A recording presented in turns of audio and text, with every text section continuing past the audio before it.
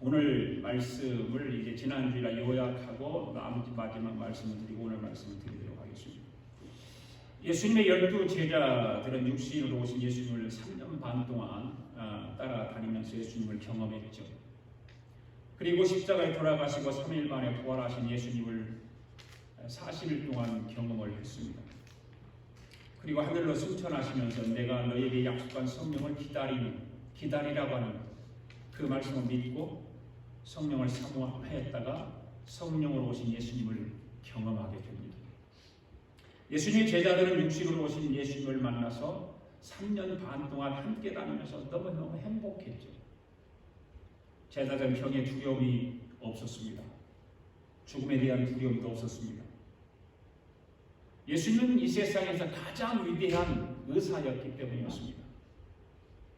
죽은 자를 살리시고 병든 자를 고쳐주시고, 예수님은 병을 고치지 못한 병이 하나도 없었습니다. 모든 병을 다 고쳐주셨습니다. 죽은 나사로를 살리시고, 이런 과정들을 예수님의 제자들은 보았습니다. 그것만 본 것이 아니라 보리떡 5개와 물고기 2마리로 5,000명을 먹이시는 예수님의 능력을, 그 신비한 능력을 예수님의 제자들은 경험했습니다.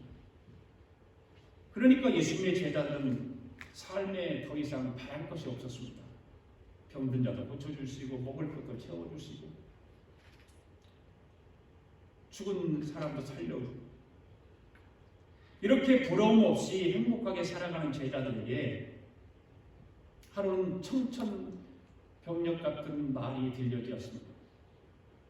예수님의 말씀을 듣게 됩니다.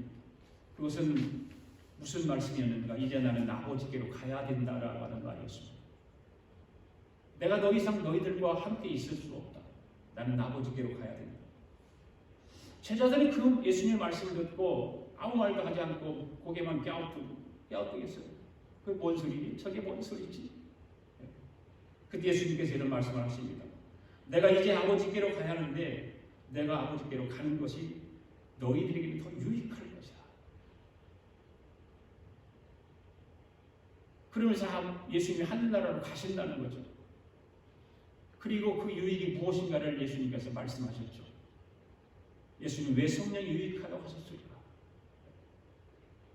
요한복음 14장 16절 말씀에 보니까 이렇게 말씀하고 있었죠. 같이 읽겠습니다. 보혜사 곧 아버지께서 내 이름으로 보내시는 성령 그가 너에게 모든 것을 가르치고 내가 너에게 말한 모든 것을 생각나게 하리라. 이것은 내가 아버지께로 지금 가면 보혜사가 너희에게 온다는 말입니다. 보혜사는 바로 성령을 말하는 것입니다. 나는 육신의 몸을 입고 지금까지 너희들과 함께 살아왔지만 내가 아버지께로 간 다음에 너희에게 보혜사 성령이 찾아와 주셔서 너희들이 그 성령님과 함께 살게 되면 지금까지 나하고 같이 살았던 모든 면보다 훨씬 좋다 그 말입니다. 그런데 제자들은 그 예수님의 말씀이 이해가 되지 않았어요.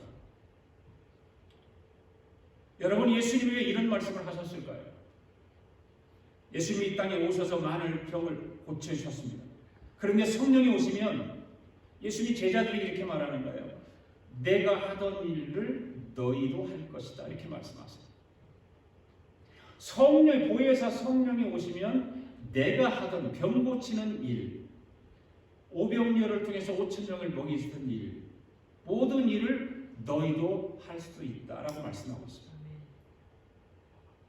그래서 예수님께서 말씀하세요. 나의 하는 일을 너희도 할 것이다. 이렇게 말하고 있잖아요. 내가 너희들이 고아와 같이 버려두지 않겠다고 말씀을 또 하세요. 제자들은 두렵고 떨리고 그런 마음을 가졌겠죠. 왜? 3년 반 동안 따라다니는 예수님이, 부활해서 40일 동안 함께 있었던 예수님이 이제 아버지께로 가야 한다고 하니까 얼마나 두려움이 앞섰겠습니까? 걱정도 많았겠죠. 그런데 예수님은 제자들에게 아니야, 내가 아버지께로 가면 내가 너희를 고아와 같이 버려두지 않을 거야. 보혜사 성령이 너에게 오게 되면, 너희가 그 보혜사 성령을 만나게 되면 두려움이 없을 거야. 이 말은 뭔 말일까요? 바로 성령 침례를 받지 않으면, 성령의 능력을 받지 않으면, 그와 같다는 말이겠죠. 그와 같이 된다 그 말이겠죠. 두려움이 있다 그 말이겠죠. 그래서 사도행전 2장에서 우리가 읽었던 말씀이 있지 않습니까? 같이 읽어볼까요? 시작. 오순절 날이 이르매 그들이 다 같이 한 곳에 모였더니 후련히 하늘로부터 급하고 강한 바람 같은 소리가 있어 그들이 앉은 온 집에 가득하며 마치 불의 형처럼 갈라지는 것들이 그들에게 보여 각 사람 위에 하나씩 임하여 있더니 그들이 다 성령의 충만함을 받고 성령이 말하게 하심을 따라 다른 언어들로 말하기를 시작하니라. 할렐루야. 여러분이 이 사건이 지난주에도 말씀을 드렸듯이 교회의 시작이요 오순절 성령 사건이라고 말씀을 드렸죠. 기독교의 시작을 많은 사람들이 베들레헴에서 예수님이 탄생하신 것으로부터 시작된 것으로 알고 있지만 기독교의 시작은 오순절 성령 사건으로부터 시작되었다는 겁니다. 할렐루야. 실제로 여러분과 제가 알고 있는 신약의 교회는 오순절 성령 사건으로부터 시작된 거예요. 그렇죠? 성경이 그렇게 기록하고 있어요. 그렇다면 오늘 저와 여러분도 마찬가지로 교회에 나오는 날로부터 저와 여러분의 신앙이 시작된 것이 아니라는 것입니다. 언제부터 그러면 시작이 되었을까요? 바로 성령 침례를 받는 날로부터 시작됩니다. 그게 진정한 신앙생활이에요. 아멘. 성령 침례를 받지 않으면 예수님의 제자를 통해서 알잖아요. 3년 반 동안 따라다녔던 예수님, 부활하셔서 40일 동안 함께했던 예수님, 두려워서 떨고 예수님을 배신하고 도망가고 별짓 다 했어요. 그래서 성령 침례를 받고 난 뒤에 예수님의 제자들이 달라졌다는 거죠. 두려움이 사라졌어요. 담대했어요. 바로 성령 침례를 받는 날로부터 신앙은 시작되는 거예요. 할렐루야. 그래서 두 번째는 뭐였어요? 성령 침례를 받을 때 위적인 현상으로 나타나는 것이 무엇일까? 말씀을 드렸죠. 2절 말씀 한번 볼까요? 시작. 그들이 다 성령의 충만함을 받고 성령이 말하게 하심을 따라 다른 언어들로 말하기 시작하리라. 아멘. 여기 성령의 말하게 하심을 따라 다른 언어가 뭐라고 그랬습니까? 방언이라고 해요. 방언. 그래서 오순절에 임한 성령의 능력을 통해서 성령의 말하게 하심을 따라 하는 말이 방언인데 그 방언을 받아야 된다는 거예요. 방언을 받으면 신앙이 달라져요. 이게 성령의 역사를 경험하는 거예요. 할렐루야. 그러면 우리 교회 표어가 뭐예요? 성령의 역사를 경험하는 교회예요. 그럼 가만히 있으면 성령의 역사가 경험되어질까요? 절대 그렇지 않죠. 오순절 마가의 바락강에서 120명의 사람들이 성령을 오시기를 받기를 사모하고 기도했다고 해요. 그랬더니 성령 충만해져서 성령이 말하게 하심을 따라 다른 언어로 말하게 했다. 방언을 하게 했다. 절대로 가만히 있어서는 성령의 능력을 경험할 수 없다는 것을 우리는 사도행전 2장의 말씀을 통해서 알 수 있어요. 이 성령의 말하게 하심을 따라 방언을 하게 되면 알지 못하는 기쁨이 샘솟듯이 일어나는 것입니다. 오늘 저와 여러분은 성령의 말하게 하심을 따라 하는 방언을 사모하고 받으시기 바랍니다. 그 다음에 세 번째는 방언에 대한 오해가 있었다고 말씀했잖아요. 그 말씀이 어디 있었어요? 고린도전서 13장 1절과 8절의 말씀을 보면 성령의 방언에 대한 오해가 기록되어 있어요. 한번 읽어볼까요? 시작. 내가 사람의 방언과 천사의 말을 할지라도 사람이 없으면 소리나는 구리와 울리는 꽹과리가 되고 사람은 언제까지나 떨어지지 아니하니 예언도 패하고 방언도 그치고 지식도 패하리라. 이 두 구절의 말씀을 보면 성령의 말하게 하심을 따라 하는 방언이 잘못되었다라고 말할 수도 있다고 말해요. 이 두 절 구절만 가지고서 사람들이 이 말을 가지고 방언에 대한 오해가 있습니다. 그러나 그렇지 않습니다. 이 두 구절만 가지고 그렇게 말하면 안 되는 거죠. 왜? 성경은 다른 말씀도 있다. 같은 성경을 같은 사람 사도 바울이 기록하고 있는 거예요. 그런데 오해를 하는 것만 가지고 방언을 자꾸 가로막으려고 안 하려고 그러고 못하게 하고 이러면 안 된다고 말해요. 어저께 그런 얘기를 집사라고 얘기했어요. 우리가 결혼 초에 결혼하고 결혼하기 전에도 그랬을 거예요. 성결교회를 다녔었는데 그 성교회 목사님이 교인들이 방언하는 거 못하게 해요.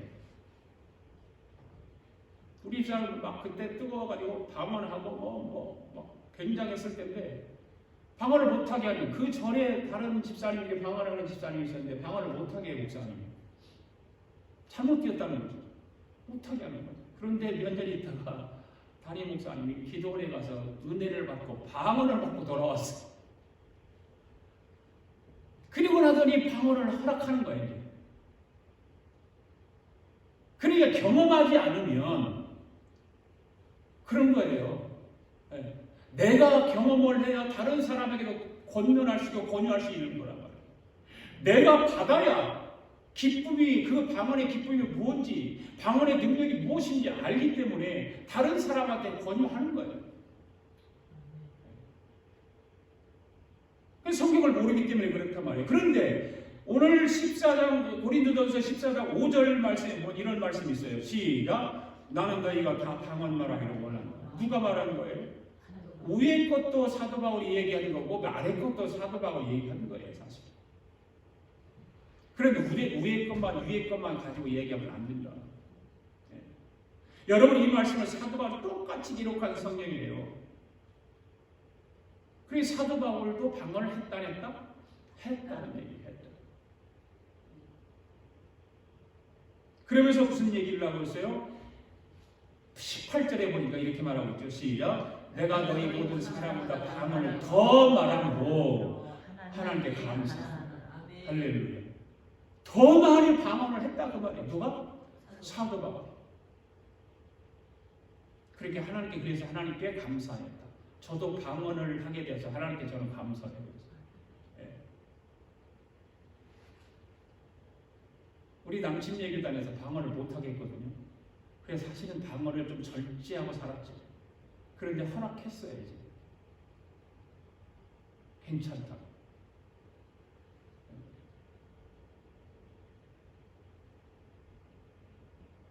여러분들도 성령이 말하게 하는 방언을 해서 하나님께 감사할 수 있기를 바랍니다. 교회를 오래 다니면서 다닐수록 성령이 말하게 하시는 말을 할 줄 알아야 돼요. 아죠? 그렇죠?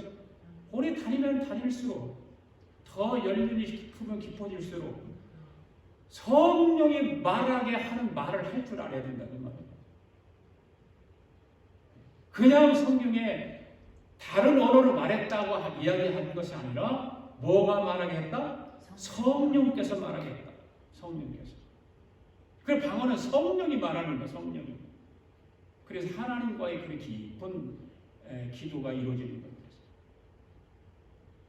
39절 말씀 한번 봅시다. 시작. 그런즉 내 형제들아 예언하기를 사모하며 방언 말하기를 어떻게 하라? 금하지 말라. 금하지 말라. 못하게 하지 말라 그 말이에요. 네가 못한다고 왜 방언하는 거 못하게 해? 네가 못한다고 예언하는 거 왜 못하게 해? 금하지 말아라. 말리지 말아라. 그 말이죠. 그렇다고 여러분이 성령의 말하게 하심을 따라서 방언은 기도하지 못한다는 낙심할 필요는 없어요. 왜? 계속해서 부르짖어 기도하면 받을 수 있으니까. 아멘? 네. 사모하고 기도하면 받을 수 있으니까. 낙심할 필요는 없다. 지난주에도 말씀을 드렸듯이 많은 사람들이 말하는 BC와 AD를 얘기했잖아요. BC와 AD 분기점을 사람들이 우리가 공부할 때 뭘 해서 예수 그리스도의 탄생으로부터 시작되었다 그렇게 얘기를 하잖아요. 맞죠? 그 말 학문적으로 맞는 얘기예요.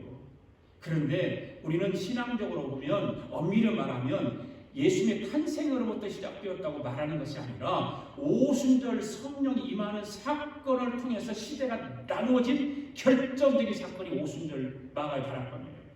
이것이 진정한 BC와 AD가 분기점이라는 거예요.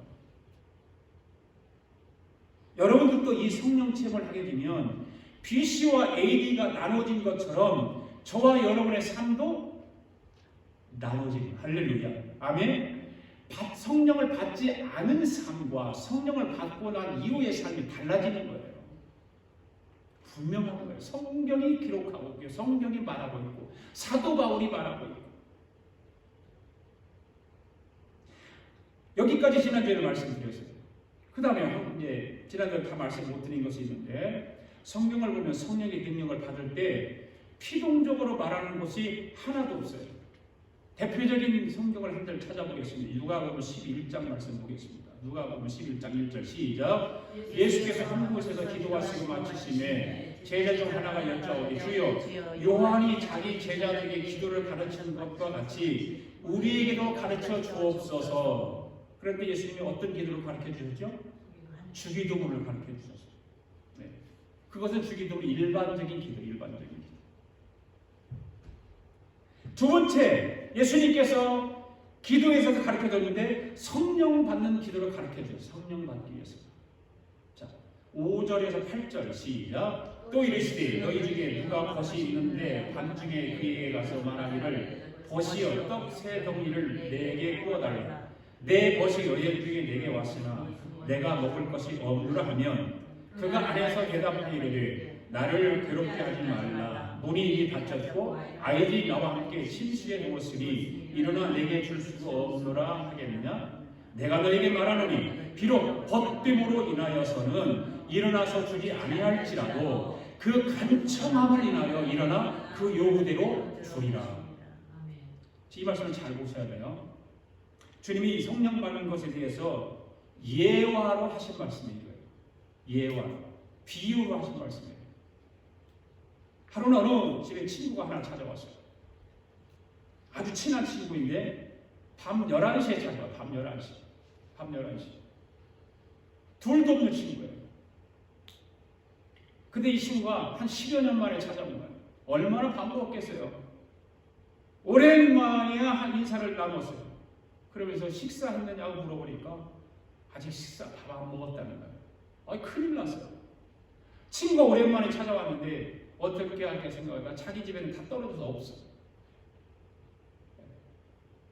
그래서 자기 집에는 떡이 없으니까 옆집에 사는 친구에게 가서 문을 두드리는 거예요.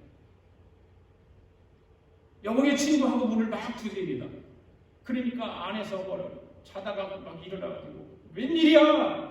지금 우리는 잠옷을 입고 자려고 하는데 웬일이야? 할 말이 있으면 내일 와서 해.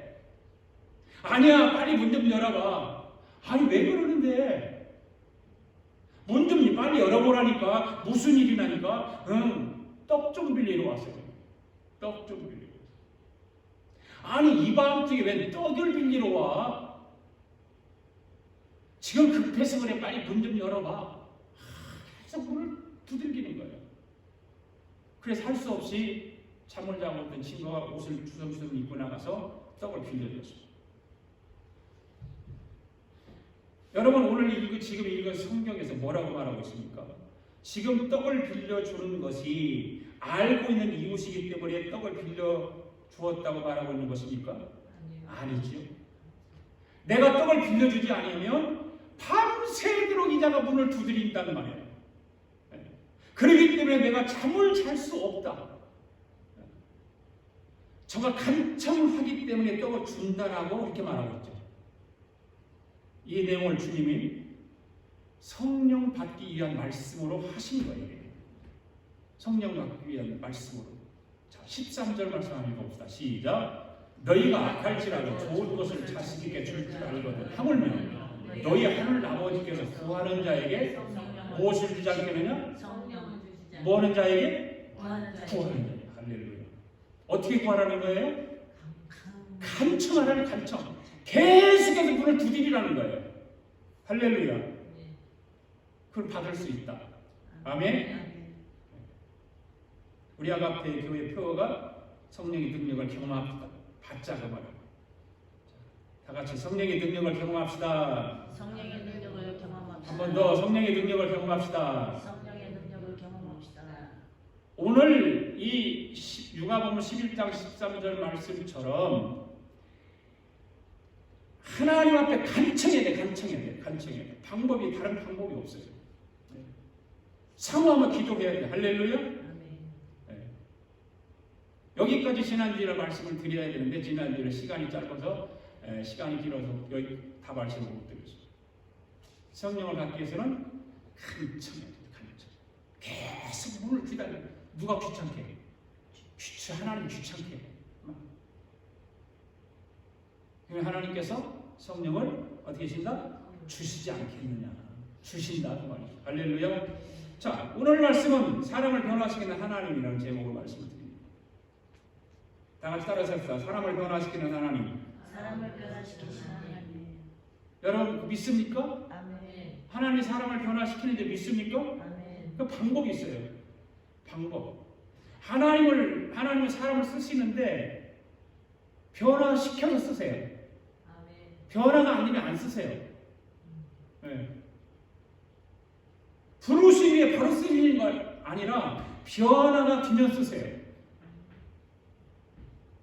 하나님으로부터 쓰임 받기를 원하면 하나님이 원하시는 대로 변화되면 돼요. 아멘. 그 다음에 하나님 쓰세요. 할렐루야. 제가 미국에 와서 운전면허를 땄어요. 미국에 와서 운전면허를 땄는데